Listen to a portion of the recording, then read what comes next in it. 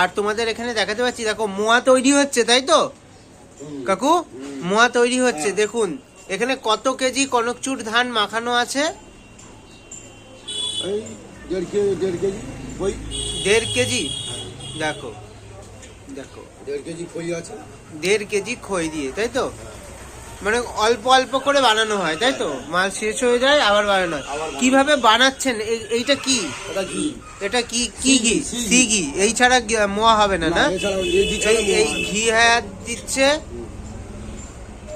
আর এর মধ্যে কি গুঁড়ো আছে মেশানো নাকি? গুড় দেওয়া আছে, ক্ষীর দেওয়া আছে। ওই যে গুড়, তাই তো? এই যে গুড়, এই গুড় দিয়ে এই মেশানো হচ্ছে। আর এটা তো মনে হয় কিশমিশ, ক্ষীর, এলাচ আর লোলেন গুড় দিয়ে এটা মাখানো আছে, তাই তো?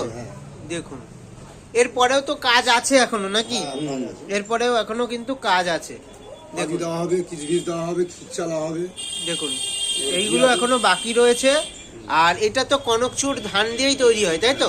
দেখুন কনকচুর ধান দিয়েই এই মোয়াটা, জয়নগর স্পেশাল মোয়াটা তৈরি হয়। দেখুন কাকু, আপনি কত বছর ধরে কাজ করছেন এখানে? আমি এখানে কাজ করছি 7 বছর।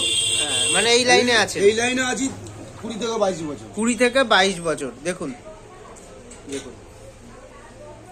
আর প্রতিদিন প্রায় কত কেজি মোয়া তৈরি হয় এখানে? এই 40 কেজি 50 কেজি করে। 40-50 কেজি করে হয়। আর এখান থেকে তো বাইরেও যায়, তাই তো? বাইরেও যায়। বিভিন্ন কোয়ালিটির মোয়া এখানে কিন্তু তৈরি হয়। তো চলুন দোকানে গিয়ে